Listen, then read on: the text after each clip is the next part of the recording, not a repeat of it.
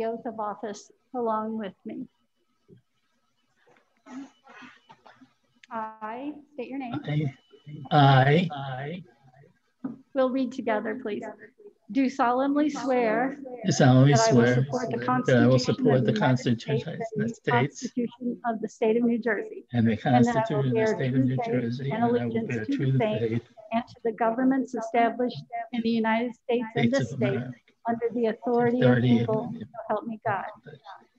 I do solemnly swear that I possess the qualifications of membership that I have the prescribed by law, qualifications for membership including required by specifically law, that I am not disqualified as a voter and not pursuant to disqualified, RS 19-4-1, as well as I am not disqualified as due well to as a I'm not conviction of a crime or disqualified by the offense conviction listed for in a crime, NJSA 18A 12-1. 18A12-1.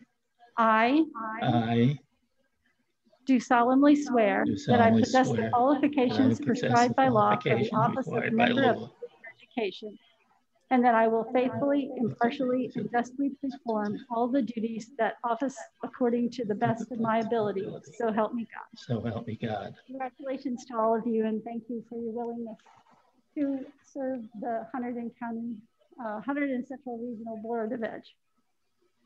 Our next order of business is just a roll call vote. Please answer present if you're here. Dr. Charney? Present. Mr. Davidson? Present. Mrs. Hughes? Present. Mrs. Kellogg? Dr. Nguyen? Mr. Nickel? Present. Mr. O'Donnell? Mrs. O'Donnell, I apologize. Okay, present.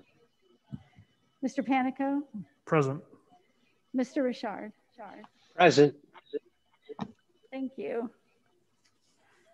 Our next order of business would be the election of officers. We'll conduct this as nominations, and then we'll vote on each candidate that's nominated. Do I hear any nominations from the floor for the position of the president of the board? Yes. Rob? I would like to nominate Vincent Panico. Second. Okay, we have a nomination of Vincent Panico for the president position. Do we have any other nominations?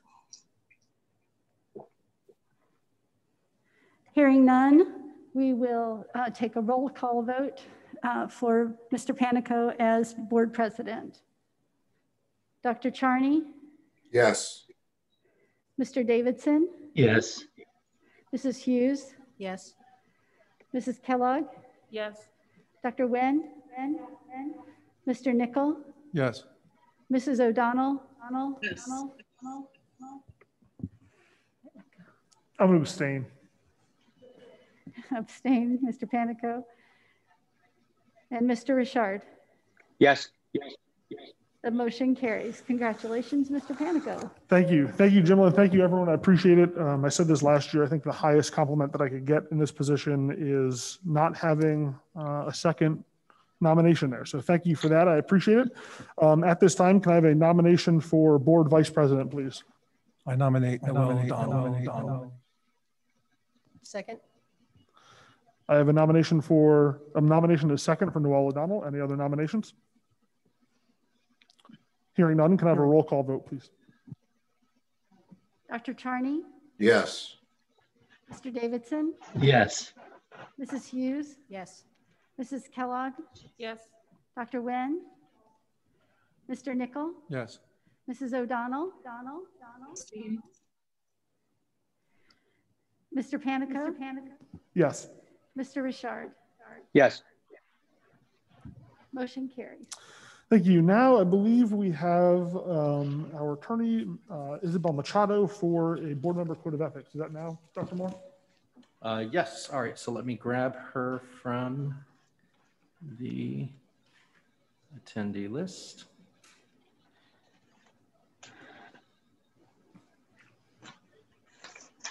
Hello. Hello, Isabel. Can you hear me? There she is.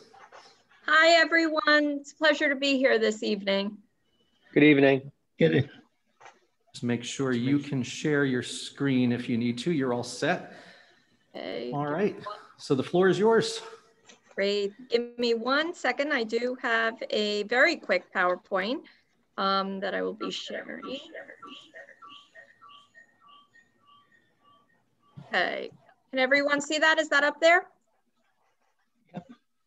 Okay, so on your agenda this evening, you do have the Code of Ethics on the actual agenda. What I thought I would do this evening is really go through just a couple of the points, the most important points when we talk about board member Code of Ethics, and a couple of examples and things just to kind of watch out for. I'm going to take about 10-15 minutes to just go through you know, some of the major points when we talk about Code of Ethics. What you see threaded through a lot of the Code of Ethics decisions and advisory opinions, it really boils down to the legal powers of the board members themselves.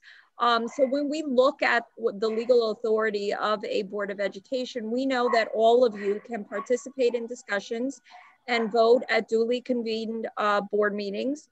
You are authorized to consult with the superintendent of schools on board-related business, and you fulfill other roles as delegated by the entire Board of Education. And one of the most important things that you'll see kind of threaded through the Code of Ethics is also this respect for the idea of a chain of command, that we want to really look at issues and look at matters you know, from their inception, wherever, you know, any particular issue starts. That's really kind of what we go back to. So you'll see that kind of threaded through all of the Code of Ethics. When we talk about the School Ethics Act, we have to talk about the School Ethics Commission. They are the state entity that oversees boards of education exclusively with respect to ethics. They hear and decide ethics complaints that are filed. They recommend penalties to the commissioner, and that's the commissioner of the Department of Education, the New Jersey Department of Education. And they also, if there's ever an issue or question as to whether or not something is appropriate, may or may not violate the Ethics Act before something is kind of done, and that does occur from time to time, they are also the entity that we would go to request an advisory opinion and get a little bit extra guidance and to a certain extent protection if there is something that we are unsure of. So that's always an opportunity, you know, for the board should that issue come up to consult with me, and then we would file what we call for an advisory opinion. One of the things that we also see is often this kind of concept of appearance of impropriety. So whether somebody from the outside, a reasonable observer from the outside, could believe that something inappropriate may have happened. So the actual conduct or the intentions of a particular board member may not necessarily be dispositive in these scenarios. So I always say to my board members, if you're kind of feeling something may not be right, it's always best to check with the superintendent. And, you know, if there is further concern, to check with the board attorney. And of course, if it's still gray, we would then go ahead and request that advisory opinion. So that is always something, especially for some of our newer board members, that is, you know, available to you. When we talk about the codes of ethics, one of the things we need to talk about is the idea that board action is really limited. You're a policy making board. So your board action, you act as a whole and you're limited to policy making, planning, and appraisal. Okay. You know, you're not, we often talk about board members or boards of education not administering the school district, that is the job of the superintendent and the administration, but you're more of a global entity in terms of policy making and planning and forward thinking and kind of that global, you know, thought process that kind of governs everything that we do as a board of education. One of the things that you take an oath to do, or, you know, in terms of the Code of Ethics, is recognizing that the authority rests with the entire board. You know, we cannot, you cannot as individual board members make personal promises, nor take any action that would otherwise compromise the board. So you operate as a board of the whole only. And you see that when we have our public meetings, you see that when you take votes, decisions that you make, when you adopt policies, those types of things are all done by the full board only. No individual board member really has the authority to take any action on behalf of the Board of Education. The whole idea with the chain of command that I mentioned to you before, one of the very specific items that is required by the Code of Ethics is to refer all complaints to the superintendent.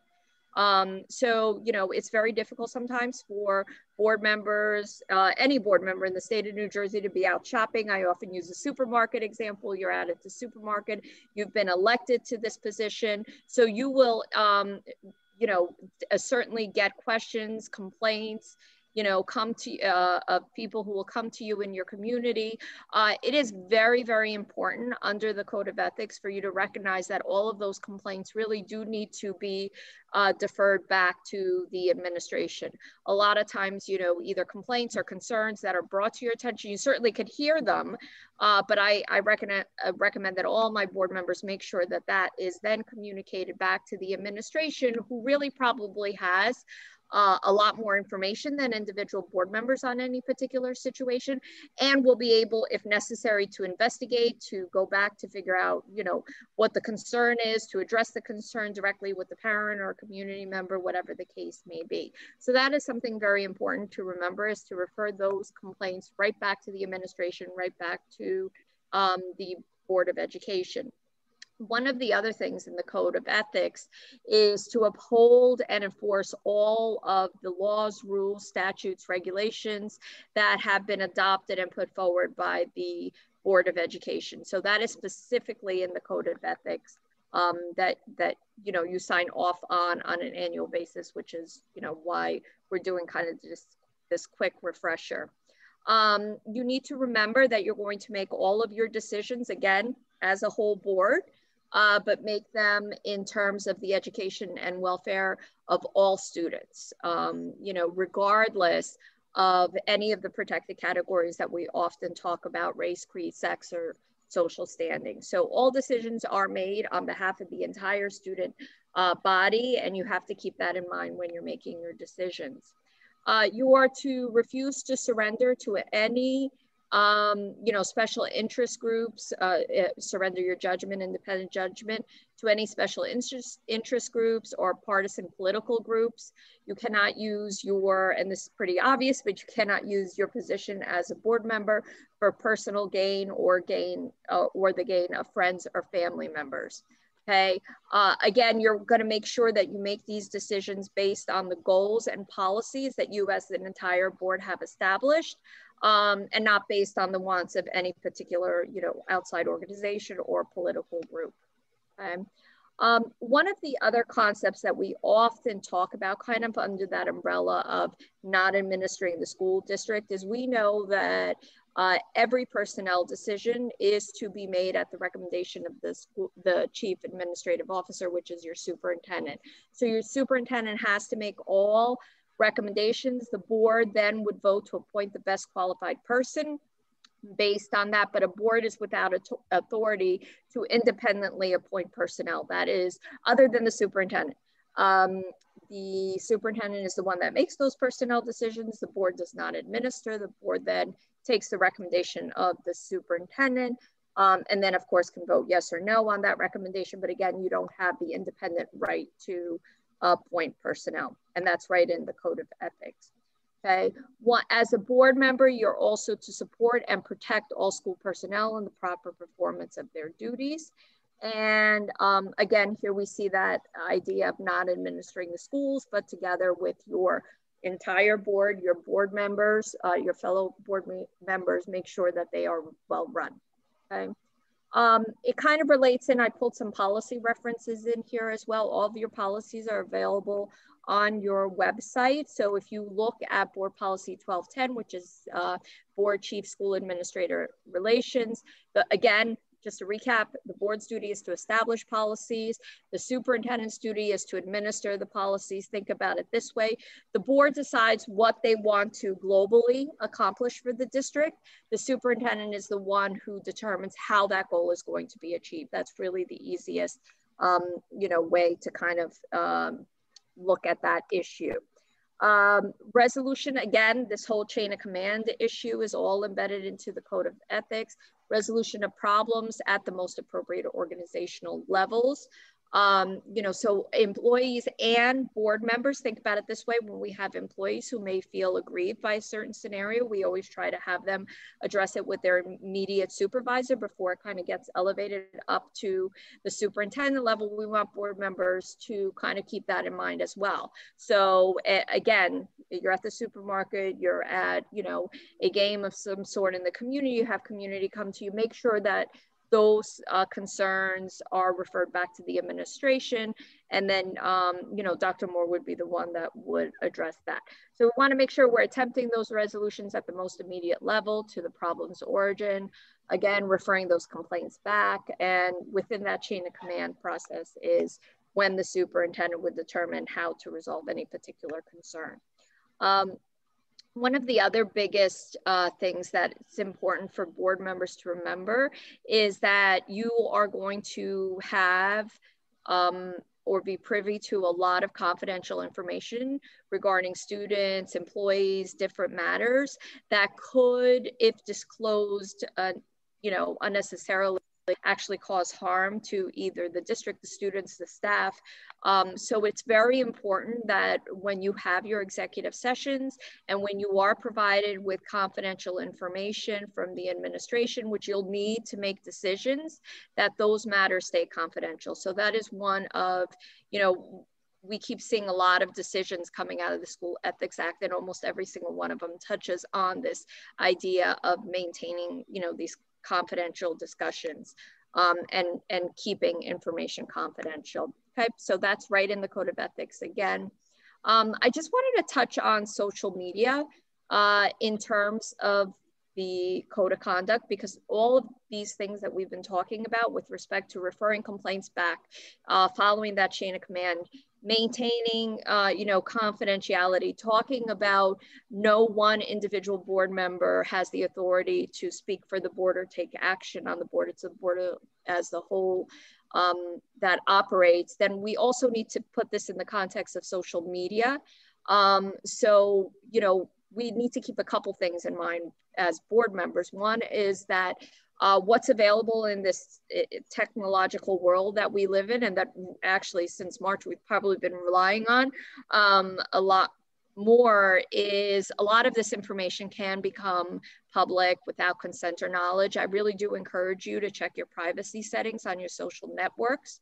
You know, we are always concerned with social media, what comment or what is being done on an individual personal basis where you still maintain those rights, and when does that cross over to perhaps, you know, violating the Code of Ethics. So review those privacy settings, exercise really good judgment when posting content and information, and just have a really good understanding of what might be available to the public. And we see those stories all the time, not only from board members, but municipality members. We see them in the headlines, things that happen on social media. So just kind of be aware that that is out there.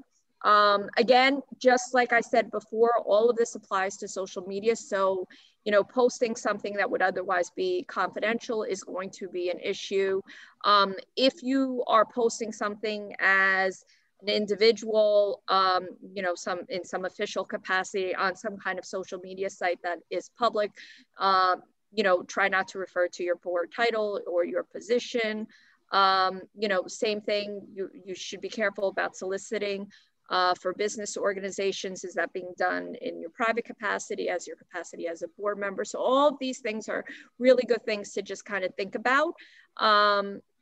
You know, refrain from having communications through social media with other board members. One of the things that we're always looking at is trying to not set up a situation where you're having a virtual meeting through these communications. So we're very cautious about that.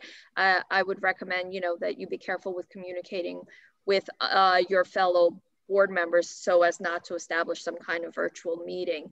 And again, responding to posts or questions, complaints, concerns. We see that also a lot on community pages. Again, all complaints that are brought to your attention, any concerns need to be referred back to, you know, the superintendent, okay? board members expressing personal opinions, certainly because you become a board member, you do not lose your rights as an individual. So those still have, you still have those, of course, but you need to keep a couple things in mind. You know, remember again, the authority rests with the entire board. Make sure that you have your letters or your emails don't indicate if they're being done in a personal capacity, don't seem to kind of lead somebody to the conclusion that it's being done as a representative of the Board of Education. It's good to make sure that if you are writing statements, letters, things of that sort, that you do identify yourself as a private citizen, not as a Board of Education member.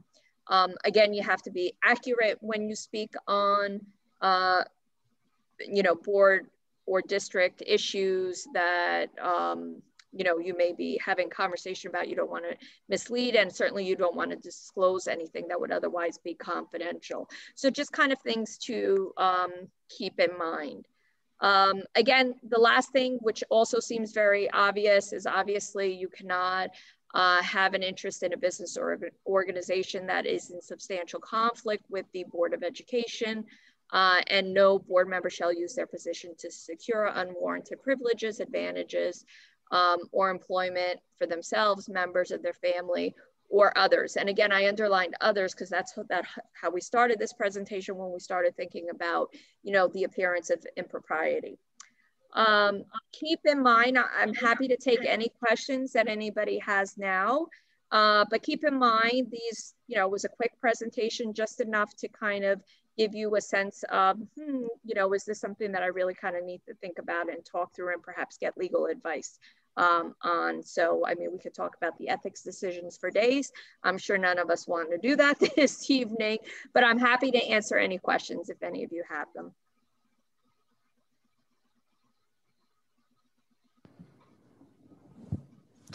I don't see or hear any questions from the board.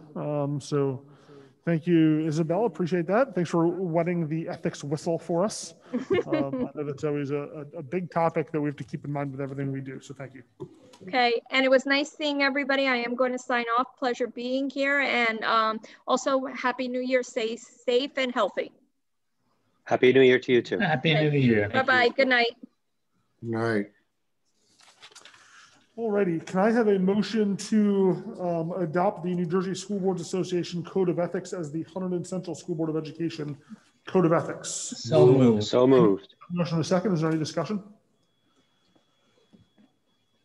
Hearing none.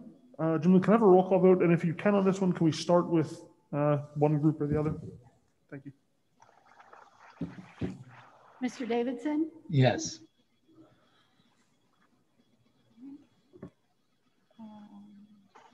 Mrs. O'Donnell? Yes. Mr. Richard?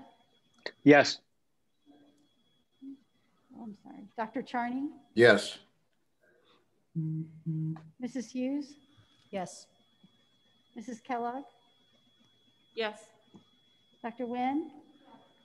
Mr. Nickel? Yes. Mr. Panico? Yes. Motion carries. Thank you. Can I have a motion to readopt all existing bylaws and policies? So moved. Second. I have a motion and a second. Is there any discussion? Hearing none. Can I have a roll call vote, please? Dr. Charney? Yes. Mr. Davidson? Yes. Mrs. O'Donnell? Yes. Mr. Richard? Yes. Mrs. Hughes? Yes. Mrs. Kellogg? Yes. Dr. Nguyen? Mr. Nickel? Yes. Mr. Panico? Yes. Motion carries. Thank you. Can I have a motion to reestablish all standing and ad hoc committees? So moved. I have a motion and a second. Is there any discussion? Hearing none. Can I have a roll call vote, please? Dr. Charney? Yes. Mr. Davidson? Yes. Mrs. O'Donnell? Yes. Mr. Richard? Yes. Mrs. Hughes? Yes. Mrs. Kellogg? Yes. Dr. Nguyen? Mr. Nickel? Yes. Mr. Panico? Yes. Motion carries. Thank you. For 3, we don't need a motion. Essentially, everything is going to stay the same. We're going to sub Mrs. Kellogg in for anything that Mr. Dendis was on. So just for your reference, that is operations and transportation, and then the New Jersey School Boards Association delegate. So those are those 2 spots, but we'll connect with you on that one. Don't worry about that now. For number 4, do we need a motion for that, or is that just sort of it's just an assignment, right? That's not really a motion, is it? Appointments. Those we approve. Okay. You appoint the committees, and then we approve the representatives. Got it. So I'll just run down very quickly. For the first one, the New Jersey School Boards Association, the delegate is Ms. Kellogg and the alternate is Ms. Hughes. For the Hunterdon County SBA, it's Mr. Richard and Ms. O'Donnell. Hunterdon County ESC, Ms. O'Donnell. Polytech, Mr. Nickel. Hunterdon Central School Foundation, Ms. Nguyen. And then DIAC would be Dr. Charney. Those are the representatives. Kind of a motion to approve them as listed. So moved. Second. Motion and second. Is there any discussion? Hearing none, can I have a roll call vote? Yes. Dr. Charney? Yes. Mr. Davidson? Yes. Mrs. O'Donnell?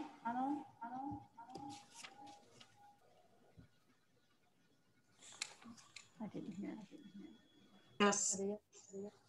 Sorry. Mr. Richard? Yes. Mrs. Hughes? Yes. Mrs. Kellogg? Yes. Dr. Nguyen? Mr. Nickel? Yes. Mr. Panico? Yes. Motion carried. Thank you. Now is the time on the agenda for the residents forum. These are for any items on the agenda. So it'll be 30 minutes at length, maximum of 3 minutes per speaker. If you are in the Zoom meeting or on the phone, either raise your hand in the Zoom meeting or press *9 on your phone. That'll raise your hand. The order that I'm going to go is the web forum, in person, and then the Zoom. So if you're on the Zoom, I recommend doing that now just to sort of get in line. We have no one from the web forum, so we'll go ahead and close that now. Anybody in person, public comment from in person? I see some head shakes, so none there. Anyone on the Zoom? I see no hands up on the Zoom. All right, so with that, Dr. Moore, I will turn it to you for a quick superintendent's report. Thank you, everybody. I don't have a formal full superintendent's report tonight for reorg, just a happy new year to everyone. Thank you for all of your service and support in 2020. And looking forwards to serving this community through your representation and working with you as we head into 2021. It's a privilege to be in this community, in this school. I count it as a privilege to work with all of you with such a supportive Board of Education over such an amazing staff of folks here at Central. And welcome aboard to Mrs. Dorothea Kellogg from East Amwell to join the board with us here in that important work. We do have 2 HIBs on the agenda tonight that were presented in closed session in our last meeting last month. So those are up tonight for your approval, or affirmation rather. And our HIB and suspension report is also on the agenda. And that concludes my remarks tonight, Mr. Panico. Thank you. Thank you, Dr. Moore. And you do need a motion on the HIBs, correct? Mm-hmm. Great. Yes. Thank you. Can I have a motion to affirm HIBs HC 2021-004 and HC 2021-006? So moved. So moved. Second. I have a motion and a second. Any discussion? Point of clarification, what does HIB stand for? We'll get there in a minute. I would suggest, since you weren't in the executive session regarding these, just to abstain on this motion. Okay. And then you'll get all the HIB training tomorrow in the world. Thank you. Harassment, intimidation, and bullying. Hearing no further comment, can I have a roll call vote, please? Dr. Charney, Yes. Mr. Davidson, Yes. Mrs. O'Donnell, Yes. Mr. Richard, Yes. Mrs. Hughes, Yes. Mrs. Kellogg, Abstain. Dr. Nguyen, Mr. Nickel, Yes. Mr. Panico. Motion carries. Thank you. No update from Student Life and Program. Operations and Transportation has a motion. So can I have a motion on 2.1, please? So moved. Second. I have a motion and a second. Is there any discussion? Hearing none, can I have a roll call vote? Dr. Charney, Yes. Mr. Davidson, Yes. Mrs. O'Donnell, Yes. Mr. Richard, Yes. Mrs. Hughes, Yes. Mrs. Kellogg, Yes. Dr. Nguyen, Mr. Nickel, Yes. Mr. Panico. Yes. Motion carries. Thank you. Personnel has 3 items, 3.1 through 3.3. Some revisions, 6 block appointment, and a coaching appointment. Can I have a motion on those 3 items, please? So moved. Second. I have a motion and a second. Is there any discussion? Yeah, I'll share just simply on 3.2 and 3.3. We have, continued work to cover for different leaves in our science department. So 3.2 is a new appointment for a 6th block assignment. And then 3.3 is an extension of several prior approved 6 block assignments as those leaves continue beyond what was originally anticipated. So some of these carry interim appointment as well. In 3.1, we have an assistant basketball coach that, as that sport is now beginning in our winter season, thankfully is beginning. We have the opportunity to get that filled tonight rather than wait for our meeting at the end of the month.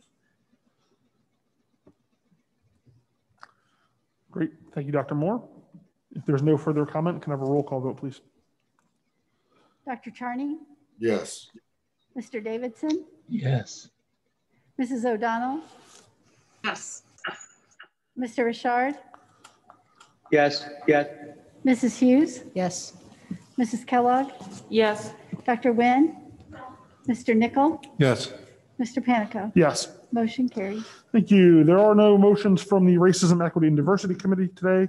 So now's the time for any additional business or board comments.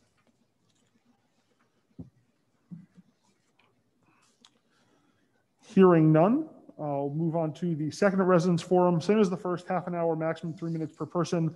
If you're on the Zoom meeting or called in, please press *9 to raise your hand. The Zoom meeting, there's a little raise your hand button.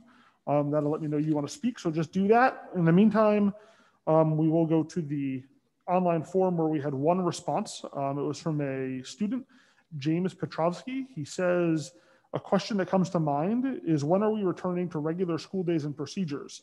Also, is there any proof that masks and gloves work? Dr. Moore, I'll kick it to you for an answer on that one. Yeah, so I can share some thoughts, and I appreciate that, James.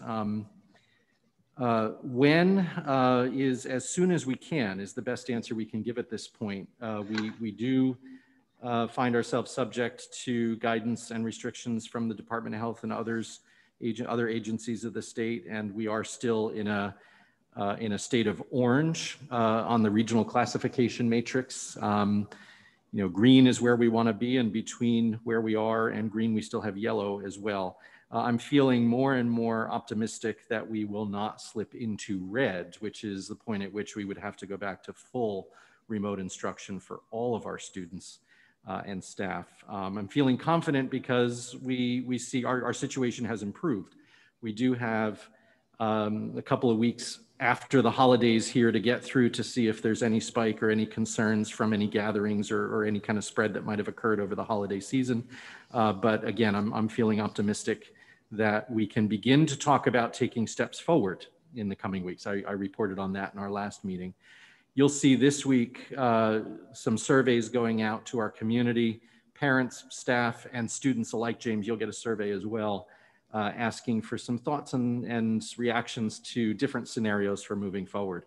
You know, right now we're in our hybrid schedule where students, a majority of our students are invited to come 2 days each week and on an early dismissal bell schedule. And we're looking to see how we can increase the amount of time that students have opportunity to be on campus with us, whether that's adding additional days or inviting more students on any given day.